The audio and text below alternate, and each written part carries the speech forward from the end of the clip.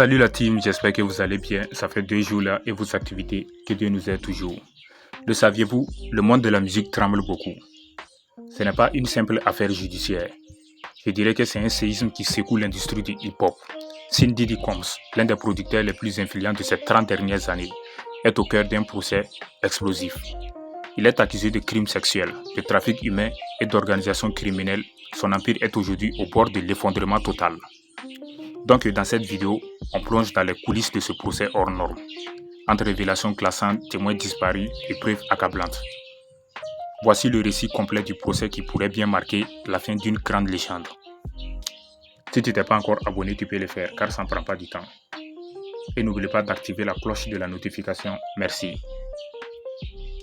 Sin Combs, connu sous le nom de Puff Diddy ou encore P. Diddy, est l'un des magnats de la musique les plus emblématiques.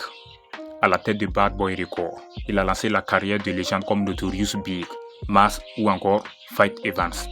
Mais derrière le glamour et les projecteurs se cachait peut-être un réseau beaucoup plus sombre. Depuis plusieurs mois, les rumeurs enflammaient. Et en mai 2025, le procès fédéral de Diddy s'est enfin ouvert au tribunal de New York. Le procès a débuté officiellement le lundi 6 mai 2025. Les 2 premiers jours ont été consacrés à une étape cruciale, précisément la sélection du jury. Dans une affaire aussi médiatisée, il était impératif que les jurys soient impartiaux, malgré l'impact du nom de Diddy dans le monde du divertissement. Le juge fédéral Arun Subramanian, chargé de superviser le procès, a été clair dès le départ. La justice ne se laisse pas intimider par la célébrité. Diddy, malgré sa statut, allait être traité comme n'importe quel autre citoyen légal. Mais de quoi est exactement accusé Sin Combs? Les chefs d'inculpation sont extrêmement graves. Le procureur affirme que Diddy aurait pendant plus de 2 décennies dirigé un réseau criminel sous couvert de son empire musical. Donc selon l'accusation, il aurait attiré des femmes, souvent vulnérables, pour les forcer à des actes sexuels sous l'effet de la drogue, utilisant des méthodes de chantage, d'enlèvement et même de violence physique. Le terme utilisé par le ministère public est lourd, les gars. Trafic humain à des fins sexuelles. Donc Diddy aurait utilisé ses soirées, ses tournées et ses propriétés privées comme des lieux de contrôle et d'abus. Le juge Subramanian a d'ailleurs refusé à plusieurs reprises la demande de remise en liberté sous caution de Combs. Pourquoi cela? Je m'explique. Parce que selon le juge, il existe un risque élevé de fuite et surtout de manipulation des témoins. Il a déclaré que Combs aurait déjà tenté de communiquer illégalement depuis sa cellule, ce qui constitue une infraction grave dans une procédure judiciaire fédérale. Mais ce qui a véritablement glacé la salle d'audience, ce sont les éléments de preuve que le procureur a annoncés. D'abord, 96 appareils électroniques ont été saisis lors des perquisitions. Téléphone, ordinateur, disque dur. Mais surtout, un élément central va être présenté. Une vidéo datant de 2016, dans laquelle Diddy serait vu en train d'agresser physiquement une femme. Cette vidéo pourrait devenir la pièce maîtresse de l'accusation. Elle montre Diddy dans un hôtel de Los Angeles, perdant tout contrôle face à une jeune femme qui aurait tenté de s'enfuir.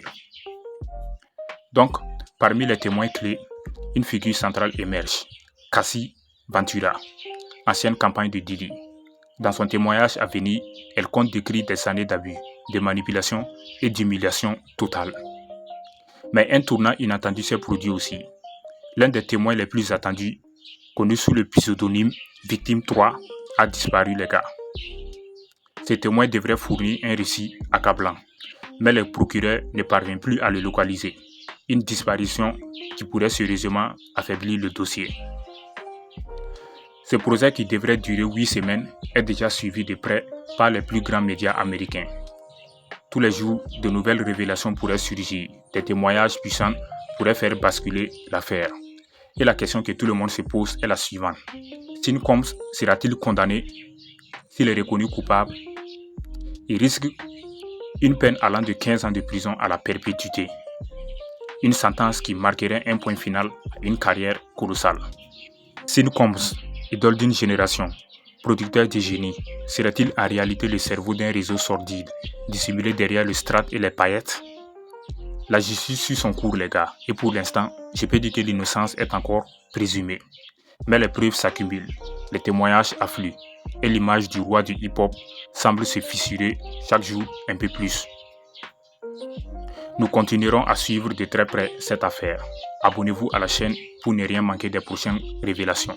Et dites-moi en commentaire les gars, pensez-vous que Didi est coupable ou est-il victime d'un acharnement médiatique? Merci d'avoir regardé cette vidéo jusqu'au bout. Pensez à liker, commenter et partager. À très bientôt pour une nouvelle analyse en profondeur. Merci.